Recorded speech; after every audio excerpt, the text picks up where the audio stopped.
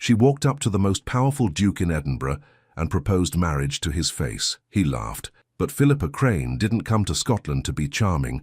She came to save her father's name, and Julian IV was the only man who could do it. The problem? He'd been burned before, badly, by a woman who did exactly what Philippa is doing now. This is the story of a woman with a plan, a duke with a wound, and the moment honesty becomes more dangerous than any scheme. Edinburgh in October had a particular quality of light. Thin, precise, arriving at an angle that found every flaw. The assembly rooms on George Street were lit against it with 200 candles, and the effect was less warmth than exposure. Philippa Crane stood at the edge of the upper gallery and counted the Duke of Carlo's smiles. She had been counting for 11 minutes. In that time he had produced 7, 2 for elderly women who required them, 3 for men whose names she did not yet know, 1 for a girl who blushed so violently she had to be steered toward a window, and 1, brief and different from the others, for something he found privately amusing. That last one he kept to himself. The others he distributed like a man paying small coins he could afford to lose. Philippa noted this and revised 2 assumptions she had made about him from the Edinburgh papers. Below, the Duke accepted a glass he did not drink from and said something that made the circle around him laugh. He did not laugh with them. He waited for the laughter to subside and then said something else. She watched him for 3 more minutes. Then she went downstairs to be introduced. The introduction was managed by Mrs. Farquhar, who managed most things in Edinburgh's upper social reaches and was aware of it. She was a small woman with excellent posture and the conversational instincts of a border collie. "Your Grace, Miss Crane, her father is Sir Alistair Crane, the financier, you'll know the name." A beat perfectly timed that acknowledged everything without saying it. "Miss Crane has been lately in London." "Miss Crane?" The Duke inclined his head. Up close, the charm was more structural than she had expected. It lived in the arrangement of his features as much as in any effort he made. He was not trying, particularly. "How do you find Edinburgh?" "Colder than London," she said, "and more honest about it." One corner of his mouth moved. "That is the most diplomatic thing anyone has said about our weather in recent memory." "I was not being diplomatic." "No," he agreed and looked at her with slightly more attention than he had been giving the room. "I don't think you were." Mrs. Farquhar, satisfied, had already moved on. Philippa excused herself with a small nod and went to find her father's business partner, Mr. Gideon Lyle, who had promised to introduce her to 3 people she actually needed to meet. She did not look back. She had seen enough. Sir Alistair Crane was not present at the assembly that evening, which was deliberate. He had learned across 30 years of making money in rooms that would have preferred he didn't, that his presence at a social event functioned differently from his absence. When he arrived, people noticed the investigation. When Philippa arrived alone, they noticed her. She had understood this since she was 17. Her father's library had contained a copy of Fordyce's sermons she used as a doorstop, and 300 volumes of economic theory she had read, with the focus of someone who understood that knowledge was the only capital that could not be investigated. She still had opinions about Ricardo that she aired rarely and strategically. What could not be learned, only managed, was the particular sensation of walking into a room and feeling the moment when people recalled her father's name. A small recalibration, a slight cooling. Most people covered it well. The Duke of Carlo had not recalibrated at all, which was interesting. Either he did not know, unlikely given Mrs. Farquhar had announced her father's name in the same breath as her own, or he did not consider it relevant. She filed the question and went to find Gideon Lyle. She arranged the private meeting herself. This required 3 days, 2 intermediaries, and the cooperation of Mrs. Drummond, mother of the upcoming wedding's bride, a woman with considerable social authority and the useful quality of believing that what Philippa asked of her had been her own idea. The gathering was 8 people, small enough for meaningful conversation. Philippa waited until the tea had been distributed and the room had settled. Then she moved to the window. He joined her in 4 minutes. She had estimated 5, so she revised slightly upward her assessment of his perceptiveness. "You have been arranging this," he said, looking out at the garden. "Yes," she said. He glanced at her. "Most people would deny it." "I find denial inefficient." She set down her teacup. "I have a proposal for you, Your Grace. I would be grateful if you would hear it before you respond." "Very well." "You need a wife," she said. Not urgently, you are 31, the dukedom is sound, but you will need one, and the longer you leave it, the more society will speculate about the delay. That speculation is not currently in your favor." Nothing in his expression changed. She continued, "I need a husband with a title old enough to render my father's reputation irrelevant. I am 24. I am not sentimental about marriage, and I have no interest in pretending otherwise.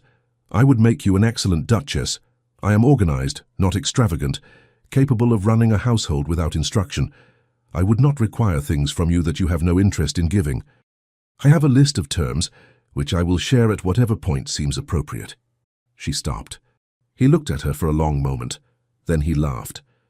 It was not a cruel laugh. That was almost worse. It was the laugh of a man who had heard the punchline before the joke was finished, who recognized the shape of it, had heard this rhythm before, and found it confirmed something he had already decided about the world. It lasted only a moment. He recovered. "Miss Crane," he said, "I'm sensible of the clarity of your proposal. I'm afraid I must decline." "May I ask why?" "Because I have no interest in a transaction." "You have misunderstood me," she said. "I'm not offering a transaction. I'm offering an arrangement between two adults who understand their own interests. That is different." "Is it?" "A transaction requires one party wants something the other is selling. What I am proposing is a partnership between two people who each have something the other needs. The distinction matters." "It is a distinction," he said carefully, "without a difference." She picked up her teacup. "Then we disagree. Thank you for hearing me, Your Grace." She moved away from the window, rejoined the nearest conversation, and did not look at him again for the rest of the afternoon. In the carriage home, she thought about the laugh for exactly as long as it was useful. Then she stopped.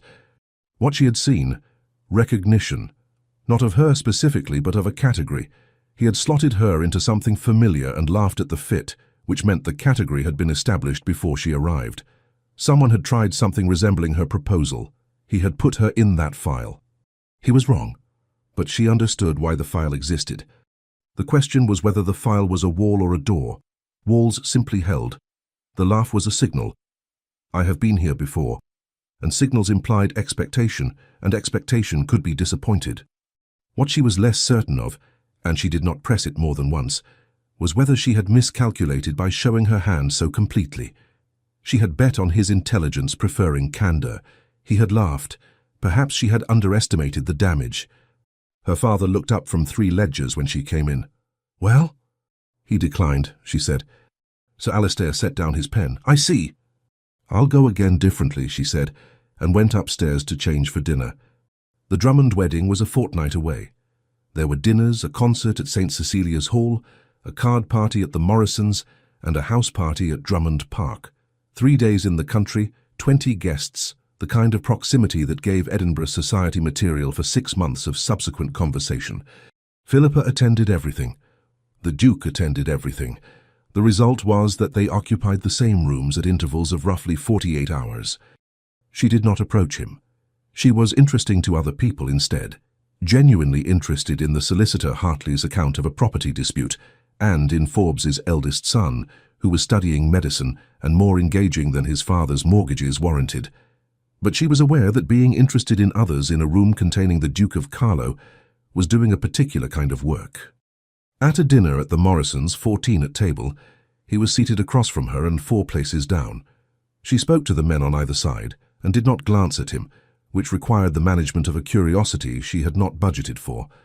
He had called her proposal a transaction. She kept returning to the word. She could not explain the difference to someone who had already decided they were the same thing. The question was, what had made him decide? She could feel the shape of it in the way he held himself back from his own charm at intervals, in the way the private smile never reached his eyes.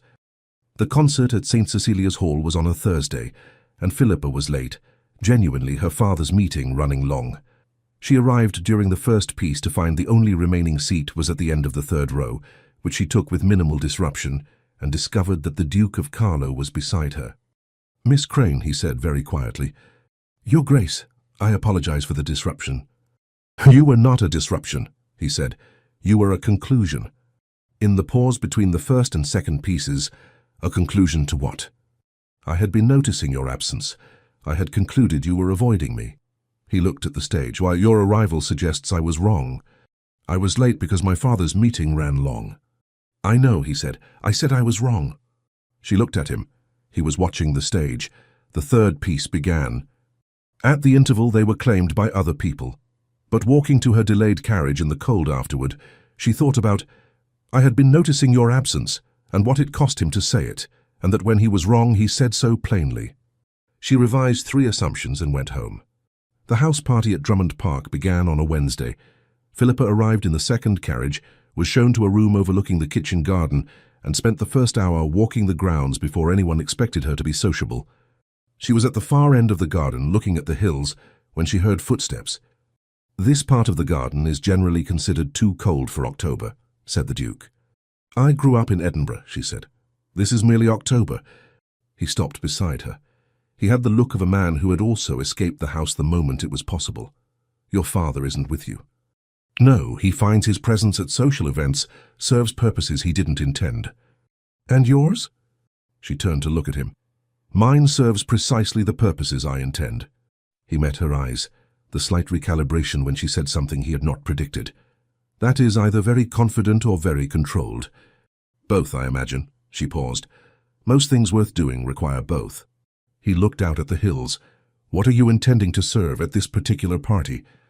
"At the moment, fresh air. I find that a certain quantity of cold and open space is necessary before I can be useful to anyone." "You use that word a great deal, useful." "It is a word I mean a great deal." He was quiet. Then, "I have met women who presented themselves as practical and without sentiment, and they were generally sentimental about something unexpected. A specific painting, their dog, the way a room smelled. The pattern holds," she said. "I'm sentimental about my father. I would do most things to ensure he is not further damaged by something that was not, quite, his fault." She said it without particular emphasis, the way you said true things you had said to yourself many times. "That is my sentiment. It is not small, but it is specific." "And the proposal," he said, "was in service of that." "Yes, which does not make it less of a transaction." "It makes it less of a mystery," she said. "The motives behind most marriages, stated plainly, would sound transactional. The difference is that I am telling you plainly." He looked at her. "You think I should admire that?" "I think you do," she said, slightly despite yourself. Something crossed his face, older and less comfortable than the private smile. "Miss Crane, I should tell you—" "You declined already," she said. "You don't need to decline again." "That wasn't what I was going to say." "Then what?" He looked at the hills. The wind came off the south and moved through the stripped trees. "I was going to say that honesty is not the only quality that matters in a proposal." "I know," she said, "but it is the first." They walked back up the path without quite walking together. It was on the second afternoon of the house party that she heard about Isabel Ray. She heard it from Miss Flora Drummond, the bride's younger sister, who was 19 and had not yet learned that some things should be said quietly. They were in the small sitting room, and Flora was doing what young women do in proximity to an attractive duke, relaying everything she knew in the direction of someone who might find it useful. And of course there was that dreadful business before he inherited. The woman, you know. Flora leaned in, delighted. She told everyone he had behaved very badly toward her, pressed his attentions or something of that sort, and then he inherited the dukedom 2 months later, and it looked like spite because it obviously was. Everyone knew they had simply had a falling out. But by then the story had gone around. She remembered slightly too late that she was describing a guest. He's quite restored his reputation since, and she married his own cousin, a Mr. Forth, within the season, which really said everything. Philippa kept her expression neutral. What was her name? Ray, Isabel Ray. Flora examined her embroidery. I think it must be very strange to be a duke, everyone wanting things from you. I imagine so, Philippa said. She thought about it that evening, dressing for dinner. A man at 24 who had loved someone enough to give her a gift, who had ended it for reasons she didn't yet know, who had his reputation dissected for it, and then watched the woman marry into his own family. She thought about the laugh in the Morrison drawing room, not cruel, which was almost worse, and what it must be like to hear a woman propose a frank arrangement and hear in it the same calculating music as before. He had not slotted her into the wrong category out of arrogance. He had done it out of self-preservation. That was different. That was, in fact, the thing she had not accounted for. The third morning of the house party, She went riding. She had not planned to, but came downstairs to find the hall busy with riding clothes and let herself be caught up in it. The Duke was already out. She could see him from the mounting block, 100 yards ahead on the track winding toward the ridge. She settled into the middle of the group and rode at a pace that pleased her, and when the group spread along the ridge, she found herself beside him in the simple way that happens when two people with similar paces end up in the same space without engineering it. "So you ride well," he said. "My father thought it important. He grew up without the means to." "What else?" She considered.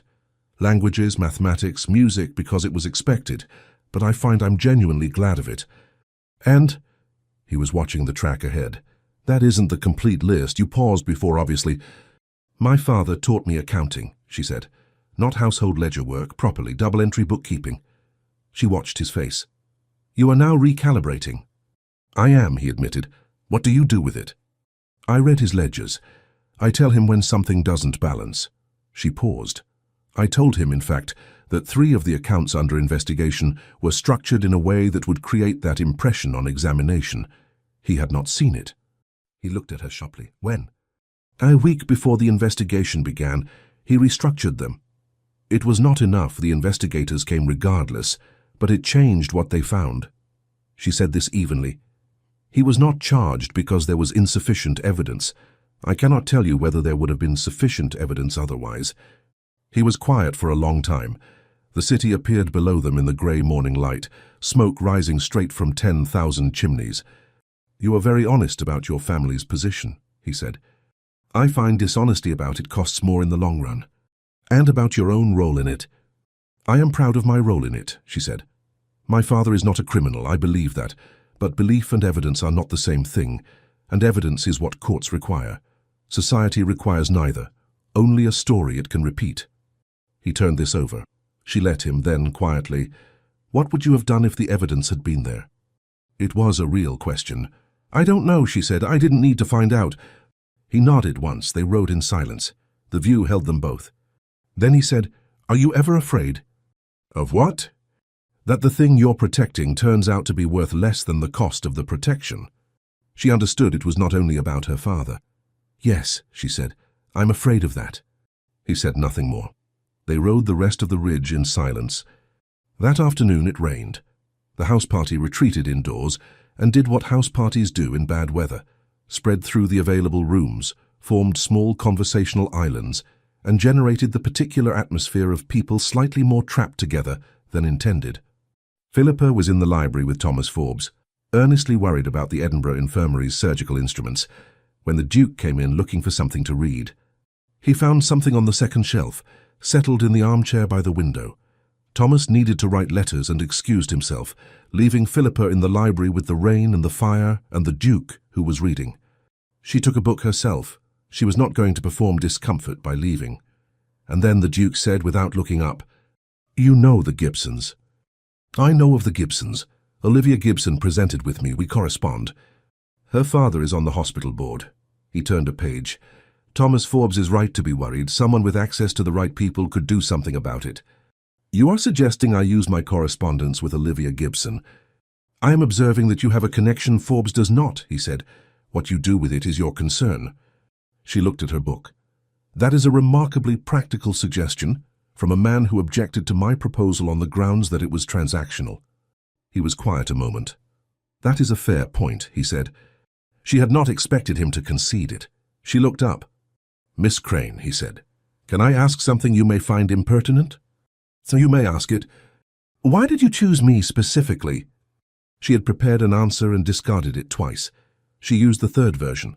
"Because you are honest in the ways that matter. You did not pretend not to know my father's name when Mrs. Farquhar said it. You laughed, which was not what I had hoped for, but it was real. You said what you thought." She paused. "I can work with real. I cannot work with performance." He looked at her for a long time. "I laughed because I recognized the shape of what you were saying." "I know," she said. "I have since learned why." Something changed in his face, a careful stillness. "Drummond Park has thin walls. Miss Flora Drummond has a carrying voice." He was quiet. Then, "She told you the version that was current at the time."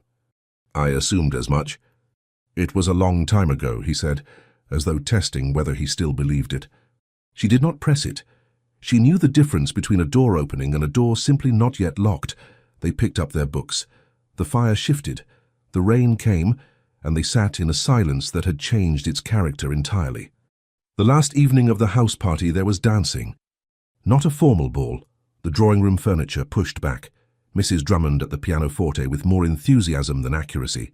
The 20 guests in informal sets. Philippa danced with Hartley, then Thomas Forbes, then a Mr. Abernethy, who talked extensively about school. The Duke appeared beside her as she waited for the next set. "Miss Crane, may I have this one?" They moved through the figures with the awareness of two people who have been in each other's orbit for 10 days and are now briefly in physical proximity. "You have not made another proposal," he said as they moved through a figure. "No." "I wondered if you had abandoned the scheme." "No." They separated for 8 bars. When they came back, "What are you waiting for?" he said. "Better information," she said. He turned her through the next figure, and she saw clearly for the first time that the thing she had been watching for was not the private smile or the careful attention. It was this. The moment when his charm was not a performance or a shield, but something he had briefly stopped managing. He was, she thought, extremely good-looking when he forgot to be. She filed this in a different category from the others and did not examine it immediately. The dance ended. They parted. She went upstairs earlier than expected and sat at the window looking at the dark hills. She had not accounted for Isabel Ray. She had not accounted for what a man looked like when charm was not a shield. She had not accounted for the library and the rain and the careful way he said it was a long time ago. Her proposal had been designed for a man who was simply guarded. She was now contending with a man who had a reason. That was harder. It was also, she discovered with some displeasure, more interesting than she had budgeted for. Edinburgh received them back from Drummond Park with the indifference of a city that has its own concerns. The wedding was 5 days away. The social traffic intensified, and Philippa found herself in 4 different rooms over 3 days in which the Duke was also present. They did not contrive meetings. They also did not avoid each other. What replaced both arrangements was a mutual awareness that had stopped requiring effort. They spoke when near each other, did not speak when they were not. 2 rivers finding a shared channel without merging. She thought, this is what happens when 2 people stop performing. She also thought, this is dangerous in ways I had not adequately modeled. At a Morrison dinner, the same house where she had first heard his voice, she was seated 6 places from him, and at some point during the fish course, she felt him look at her from that distance and knew it without turning, the way you know a familiar sound. She did not turn. When she finally looked down the table, he was talking to the woman on his right and did not look at Philippa again. After dinner in the drawing room, he crossed it. "Miss Crane," no pretense of accident. "Your Grace, I have been thinking about something you said at Drummond Park." He was looking at the room rather than at her. "That you can work with real and not with performance. I want to ask you something genuine." "Then ask it." He turned to look at her. "What do you actually want? Not the solution you've constructed. What do you want?" She was quiet for a moment. "I want my father's name to be said in a room the way other names are said, without the pause afterward. I want to stop calculating the social cost of every conversation before I enter it." She did not look away. "That is not complete, but it is honest." "And you," she said, "what do you want, not as a duke?" He was still for long enough that she thought he would not answer. "I want," he said quietly, "to be wrong about people more often." She held that. The room moved around them. Conversations, laughter, someone at the pianoforte doing a poor impression of Clementi. "You could start with me," she said. "You have already started. You decided I was Isabel Ray in a better dress, and then you spent a fortnight revising that, and now you are here asking what I actually want." She met his eyes. "You are being wrong about me progressively. It seems to be going well." The private smile. But it reached his eyes this time. "It seems to be," he said. They were standing quite close, closer than the room required. She was aware of it in a way she had been scrupulous about not being aware of, and she recognized that the scrupulousness had been its own strategy, and she was too far into honesty to maintain it. "I should tell you," she said, "that I have not stopped wanting what I proposed. I am simply also interested in the conversation we are currently having." He was quiet. That may be too honest, she said. No, he said. It is the first honest thing anyone has said to me in this context in a very long time. He almost said something more. She saw him decide against it. The Drummond wedding on Saturday, he said. Yes. Will you save me the first dance? It was not the question he had started toward. She knew that. He knew she knew. She said yes because it was the right answer for where they actually were, and took her leave. In the carriage she noted, with the precision she applied to everything, that something had shifted without a decision being made, and that the shift was in her as much as in him, and that this was precisely the thing she had told herself would not happen. She was going to need a fourth version of the answer to why she had chosen him specifically. The Friday before the wedding, her father came to the morning room. Sir Alistair was not a man who sought out his daughter unless something had changed. He sat across from her writing desk with the expression he used when he was adding something up and didn't like the total. Crawford spoke to me, he said, her father's Edinburgh solicitor. About the Duke of Carlo there is talk. What kind? The kind that notices when a young woman and a duke have been observed in repeated private conversation over a fortnight. He was careful, as always. Crawford thought I should know it is being remarked on, as a prospect or as a failure, depending on who is remarking. I proposed an arrangement to him, she said. 3 weeks ago, he declined.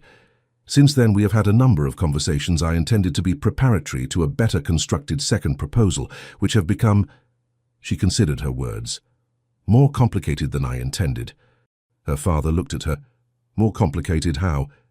I am not sure yet, she said. He was quiet, unusual for him. Philippa, I want you to understand something. You were not designed to be a solution. I know you believe that is your purpose. It was never my intention for it to be so. He looked at his hands. Your mother would have told you that rather earlier and more directly. She did not tell him that she knew it was not his intention, and that intention and result were different things, and that she had decided entirely on her own what her purpose was. She had learned that the most protective thing she could do for him was to let him believe she operated freely. I know, she said. So if the situation with Carlo has become something you did not plan for, he said, I want you to know I will not require the scheme of you. He stood, picked up his hat. I can withstand Edinburgh society's opinion for a few more years. Thank you, she said. He paused at the door. He is well regarded, I understand, apart from the old business. He is, she said. Her father left. She sat at the writing desk for a long time and did not write anything. She pressed the bruise once firmly to establish the full extent of it. She was afraid that she had come to Edinburgh to find a duke and had found something she had not budgeted for, and that it was going to cost her considerably more than the scheme had been designed to spend. The morning of the Drummond wedding, Edinburgh put on the thin, precise light of its best behaviour. The ceremony was at St. Giles's. The bride looked terrified and happy in equal measure. The groom looked only happy, which Philippa thought was probably the right distribution. Mrs. Drummond wept with the proficiency of a woman who had been preparing for this moment for 20 years. Philippa stood with her father's party and thought for the first time in years about what it would mean to promise something to someone and mean it. She had thought about marriage as structure, social position, leverage. She had not thought about it as a promise made to a specific person on a specific morning with everyone watching. Across the cathedral, the Duke was with the groom's party. He caught her eye, not deliberately, the way eyes catch across crowded spaces, and looked away. At the reception, she found herself beside him almost immediately. The ceremony was beautiful, she said. They appeared genuinely pleased with each other. He looked at the room. I have watched them at 4 events this fortnight. They look at each other the same way in public as when they think no one is watching. You are thinking that is rare, she said. I am thinking it is rare, he said carefully, and valuable, and you had decided it wasn't possible, she said. He looked at her. She had said it too directly. She watched him reassemble. You promised me a dance, he said. The musicians were setting up. They moved toward it. He gave her his hand and they moved through the first figure, and she was thinking about wrong moments and right ones when he said, quietly, into the turn, My mother and father married for love. It was very visible, very entire. The figure separated them. When it brought them back, he died when I was 19. She was not the same person afterward. She had built everything on one foundation, and when the foundation went, Another figure, another separation back. She died 2 years later. The physicians said her heart, which was true in every sense. Philippa said nothing. She let the dance hold it. I decided, he said, that the entire thing, the visibility of it, was a form of danger. And Isabel Ray confirmed that. She was the proof I had been looking for. A pause. Which is perhaps not entirely fair to her. What happened to the thing you gave her? He looked at her. The dance parted them. When they came back, his expression had changed, not the careful attention, not the private smile. Something she hadn't seen before. It came back, he said, in a box, 6 weeks after she married my cousin. No note. No note. The figure changed. I kept it, he said. I don't know why. She thought, I know why. She did not say it. The dance ended. He did not release her hand immediately, 1 beat past the music stopping. Then he released her and they separated, and she stood at the edge of the room, with her heart performing a function she had not assigned to it. She had come to Edinburgh for a solution. She had found a complication, and the complication was looking at her from across the room with an expression she had no efficient category for. She had not budgeted for wanting him to say yes, not wanting his name or his title or the solution he represented, wanting, specifically, him to look at her the way the groom was looking at the bride. She pressed the bruise firmly to establish the full extent of it. Then she went to find her father, and her face gave nothing away, and she was excellent company for the rest of the afternoon. She did not sleep well on the night of the Drummond wedding. Philippa Crane had slept well through her father's investigation, through 2 London seasons, through the carriage ride to Edinburgh, knowing she was going to propose marriage to a stranger. At 2:30, she got up, lit the candle, and wrote a letter to Olivia Gibson about the infirmary board. It was a very good letter. Then she sat at the window and watched Edinburgh come back to light, and thought about a pearl brooch returned in a box with no note, and about a man who kept it because he could not decide that nothing real had happened. She thought, I am in considerable difficulty. Then morning arrived and she dressed and went down to breakfast and was useful. The Duke called on Tuesday.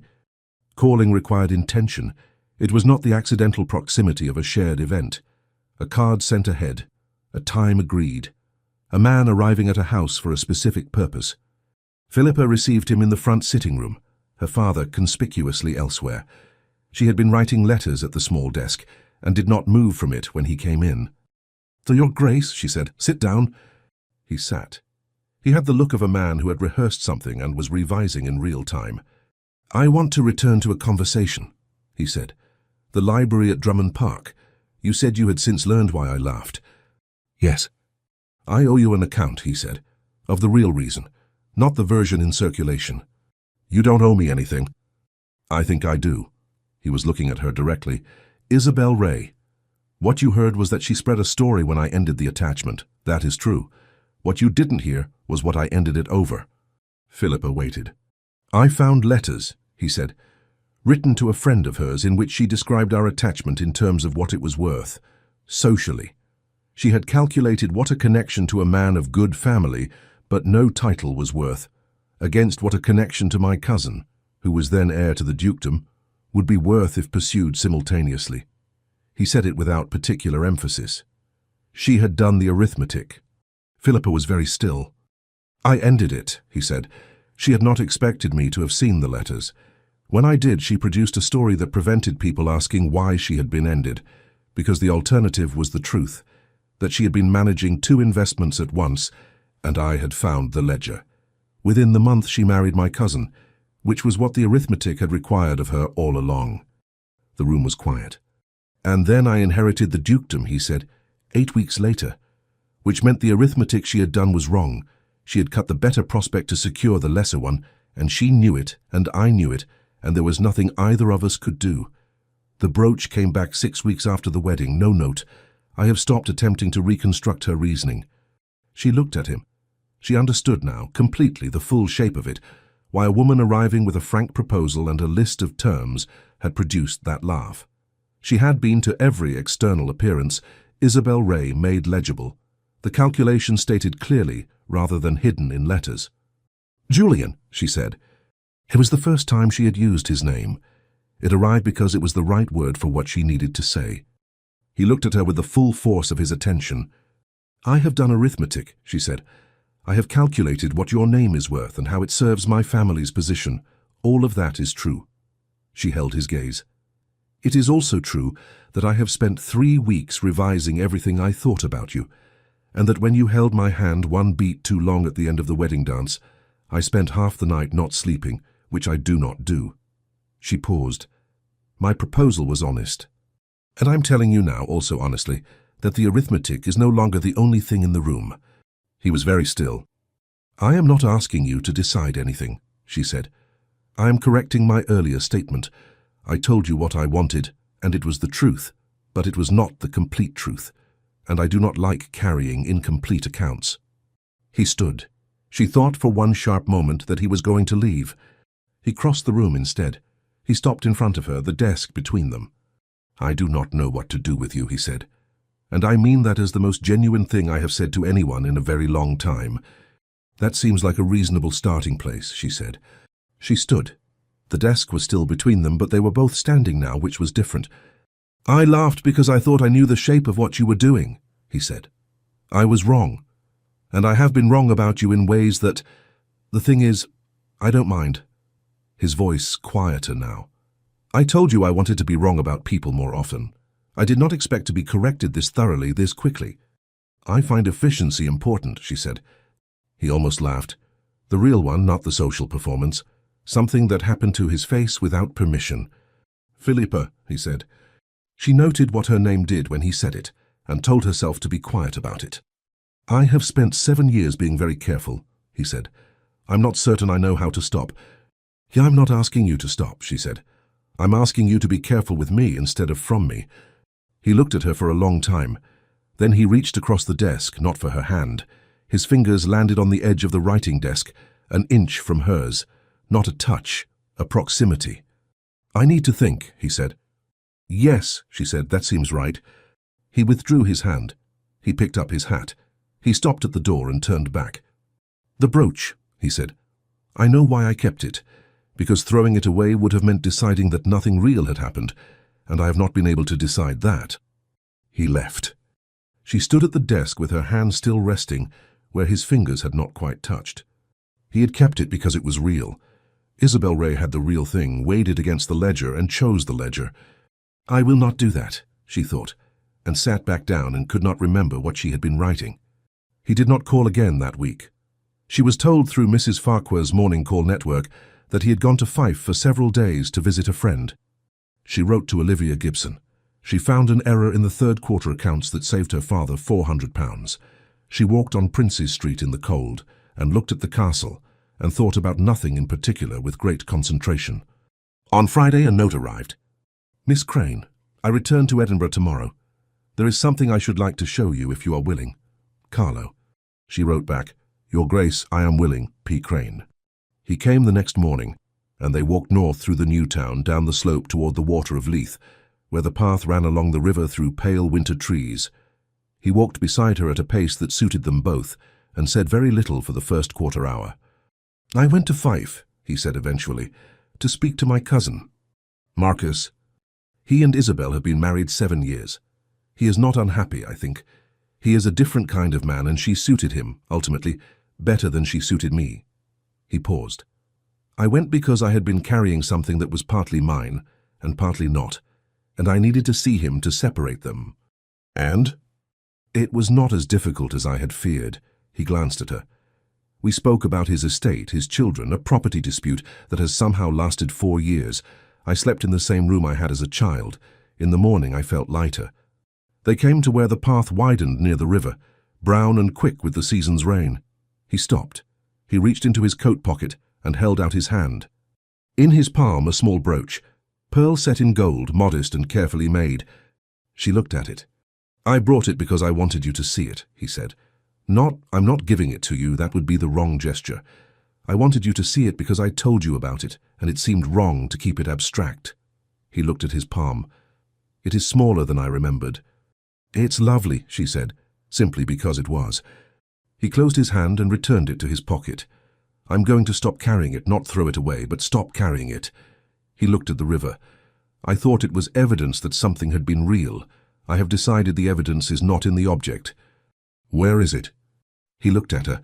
I'm not certain yet, but not there. They stood by the river. The water ran past. A pair of ducks moved through the current with the calm practicality of creatures who had no interest in the conversation happening above them. Philippa, he said. Yes. I am going to ask you something that is not a business arrangement. All right. He turned to face her. He had the look of a man who had rehearsed this considerably more than the last visit and had abandoned the rehearsal.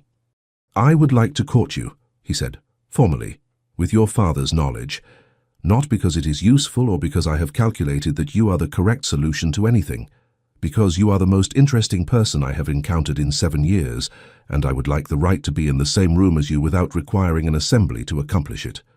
He looked at her steadily. And because I think I am being wrong about you in ways I have not finished being wrong about, and I would like time to complete the process. Yes, she said.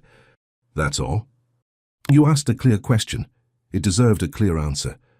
He exhaled, not quite a laugh but related to one. He offered her his arm for the walk back. She took it. They walked back up through the pale winter trees, with the river behind them and the city above them. The formal courtship of Miss Philippa Crane by the Duke of Carlo became known to Edinburgh on a Tuesday, which was unfortunate timing, as Tuesdays were the primary day for morning calls. By noon, it had completed 3 full circuits of the new town. The reactions divided along lines Philippa had anticipated. People who liked her were pleased. People who liked her father's money were cautiously optimistic. People who liked neither were watchful. They found their opportunity on Thursday at Mrs. Haldane's.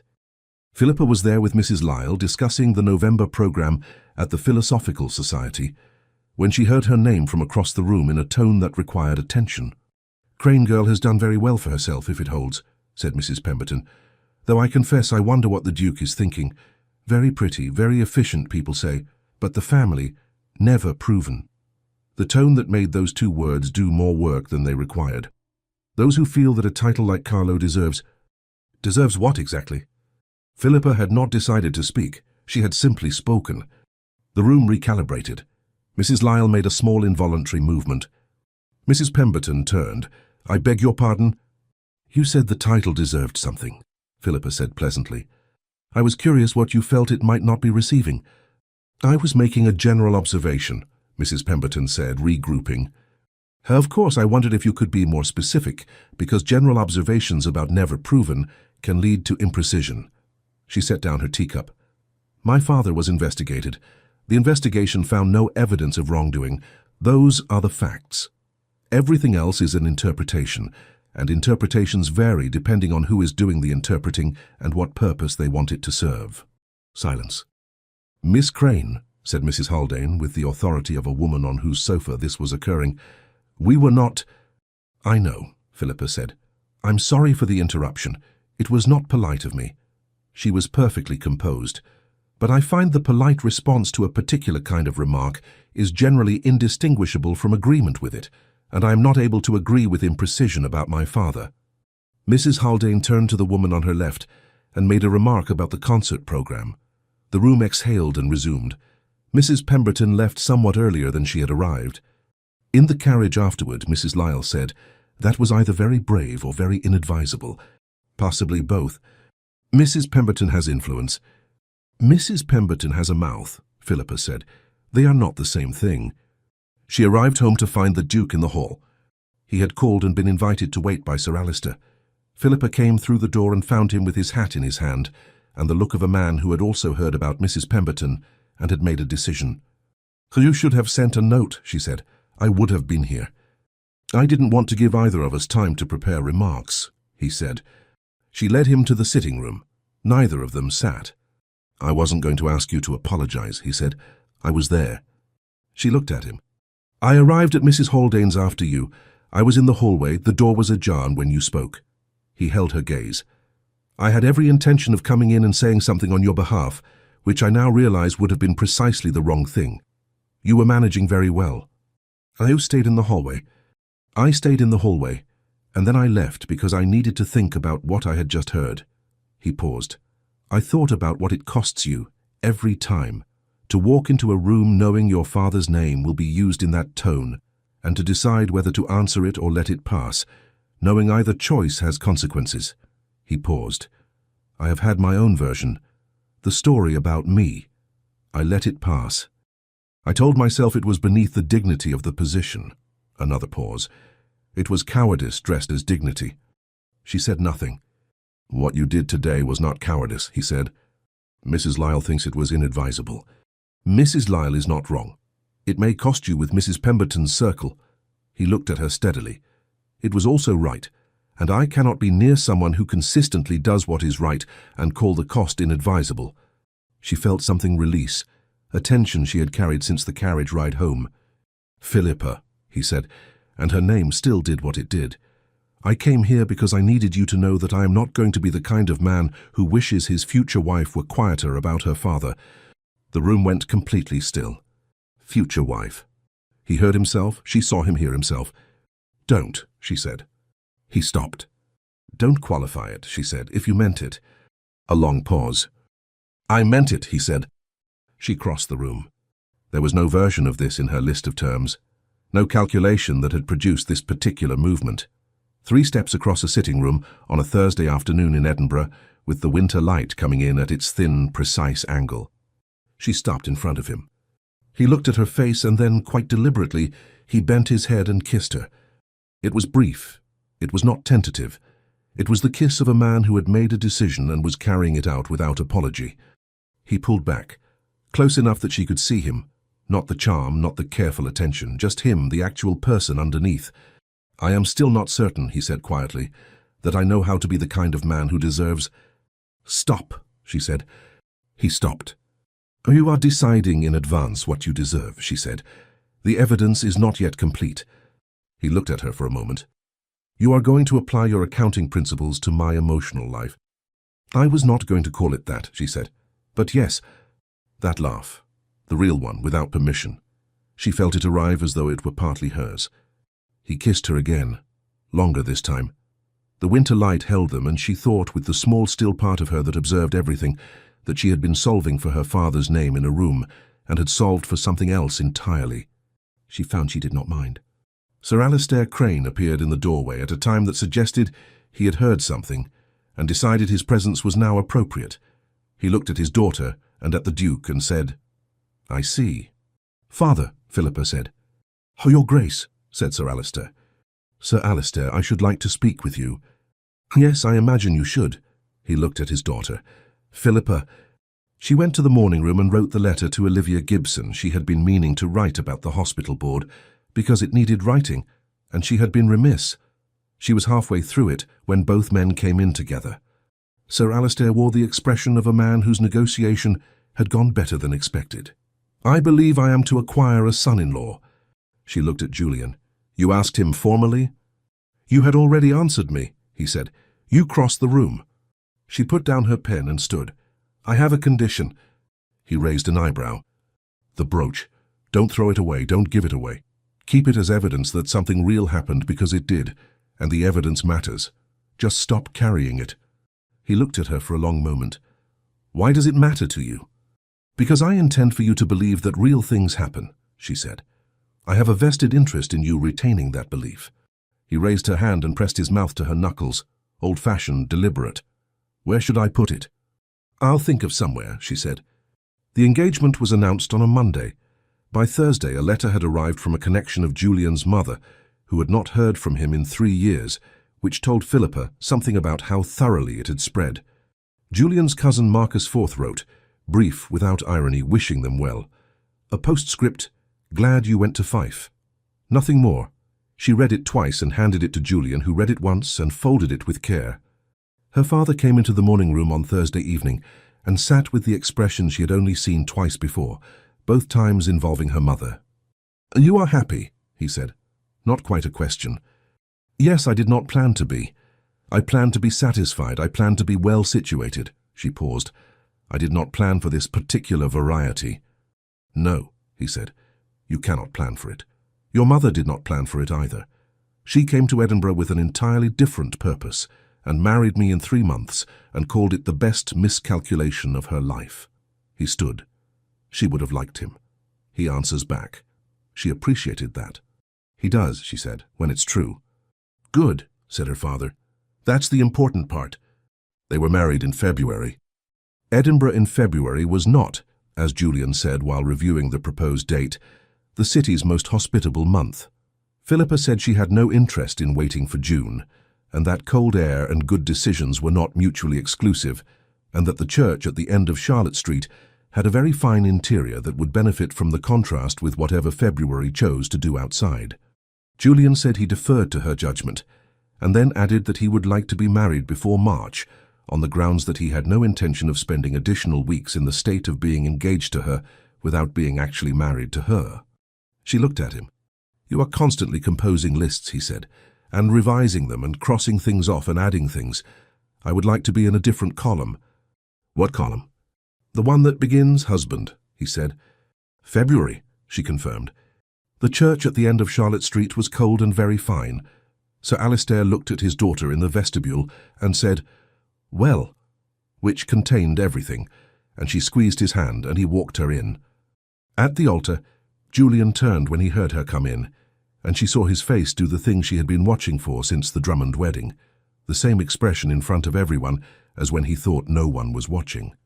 She crossed the church toward him. The vows were said, the register signed, and they came out into the February cold to a small crowd. Julian put her hand on his arm and held it there with the pressure of a man who had made a decision and was not planning to revise it. The first thing she learned about living with Julian Forth was that he read in the morning. Not after breakfast. Before it, in the library of Carlow House with a cup of coffee, he made himself because he did not want to ring before the household was organized. She discovered this on the third day of their marriage, following her lifelong habit of being awake before she was needed. He looked up from his book, shirt sleeves, the expression of a man found in a private habit. Good morning, she said. Good morning. He closed the book on his finger. What are you reading? He showed her the spine, Hume. I have opinions about Hume, she said. I know, you mentioned it in October twice. You remember what I said in October? He looked at her with the expression that was only hers. I remember most things you've said, starting from the assembly rooms. She sat down in the chair across from him. He did not look surprised. He offered her a cup, she said yes, he rang for another, and they sat in the library in the early morning while Edinburgh made its first noises outside, and she told him what was wrong with Hume. He disagreed on 2 specific points, and was right about one of them. I'm right sometimes, she said. I find it important to acknowledge it. Noted, he said. She looked around the library, the kind of room she had spent her adult life cataloguing the distance from. This is mine now, she said, not meaning the library specifically. Yes, he said. I find I'm going to need some time to manage that information. Take whatever time you need, he said. I'm not going anywhere. The brooch lived now on a small shelf in their bedroom, beside a miniature of Julian's mother and a volume of Burns that had been Philippa's since she was 14. She had placed it there on the second day of their marriage without explanation. When Julian came in and saw it, he was quiet for a moment and then said nothing, which was the right response. Your mother, she said one evening a few weeks after the wedding. He was reading by the fire. Tell me about her before. He looked up. She laughed very suddenly. It surprised people. She was very composed, and then something would catch her. He looked at the fire. She could see what people needed and gave it without making them feel they'd been seen doing it. She sounds like you, he said. In the precision of it, she was less direct, but the seeing. He paused. Yes? Was it terrible after he died? Yes, he said simply. It was the proof I needed that the entire thing was a danger. I was 19 and very certain. He looked at her. I am no longer 19. But the certainty has become a different certainty, he said, specific rather than general. He looked at her with the expression that was only hers. Whatever we build will not be built on one foundation, because you don't work that way, and neither, I think, do I. Now. She looked at him. You have applied accounting principles to your emotional life. You did that, he said. I merely adopted the method. She crossed the room and sat in the arm of his chair, which was slightly improper and entirely comfortable, and he arranged the book out of the way and put his arm around her as though he had been doing it for years. I did not plan for this, she said. I know, he said. That was clear from the original proposal. The original proposal was very well constructed. It was. He was quiet a moment. What would you have done differently? I would not have been so efficient about it, she said. I would have allowed for the possibility that what I was doing was not purely strategic before I was confronted with the evidence. The evidence being? Not sleeping, she said, and a hand held one beat too long. He turned his head and pressed his mouth to her hair. I would not have laughed, he said. You were correct to laugh, given what you knew. I was underinformed, he said, and I laughed because it was easier than the alternative. What was the alternative? Hoping, he said, that it might be real. The fire went down. Edinburgh settled into its winter night. She thought about the pearl brooch on the shelf between his mother and her burns, and about the small word, evidence, that had been doing so much work from the very beginning. March arrived and the light changed. Julian's cousin Marcus wrote again, longer, an overture as much as a legal query, the letter of a man who had been cautious for 7 years and was incrementally less so. Julian wrote back at length.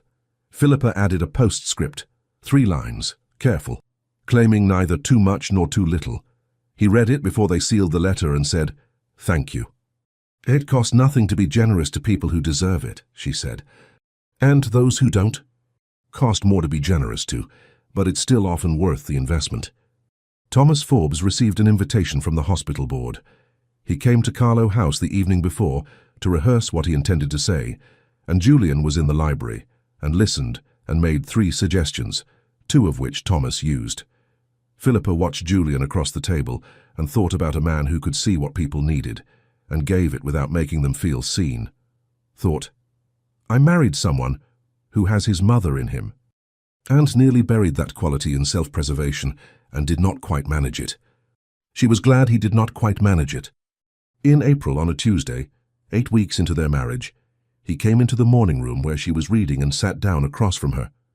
I want to tell you something, he said. She put down her book. I am happy, he said. I want to say it plainly because I have spent a significant portion of my adult life being precise about difficult things, and I should be equally precise about the good ones.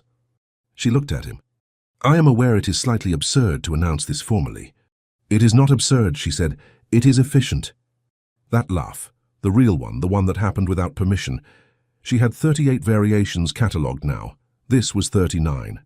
You are keeping count, he said. Of your laughs, she said, since October. He was quiet for a moment. Philippa. Julian, she said. He came across the room and sat beside her, and picked up her hand with the ease of a man for whom this had become natural, which it had gradually, then entirely, the way most things become natural in the right company. What is the current count, he said. 39, she said. The record for a single day is 7. The afternoon Forbes sent the letter about the board meeting. He touched the sapphire ring on her finger, chosen with care, different from the brooch, the gesture of a man who knew what gestures meant. I want to tell you one more thing plainly, he said. Tell me. I am grateful that you came to Edinburgh with a scheme, that you sat in a gallery and counted my smiles before coming to be introduced. He looked at her steadily, that you went to the window and made your proposal, and that I laughed, which was the wrong response, but which was also the beginning. You should not be grateful for the scheme, she said. The scheme was a form of cowardice dressed as efficiency. No, he said. It was a form of love that didn't know what it was yet. He held her gaze. You could see what I was underneath the charm, and you came anyway. That is not a scheme. That is considerable bravery in the guise of a list of terms. She had not thought of it that way. She thought about it now and found he was right, which she would tell him, because she had told him he was right about Hume, and found it a habit she was glad to have established. You were right about Drummond Park, she said. The pattern holds. I am sentimental about specific things. She paused.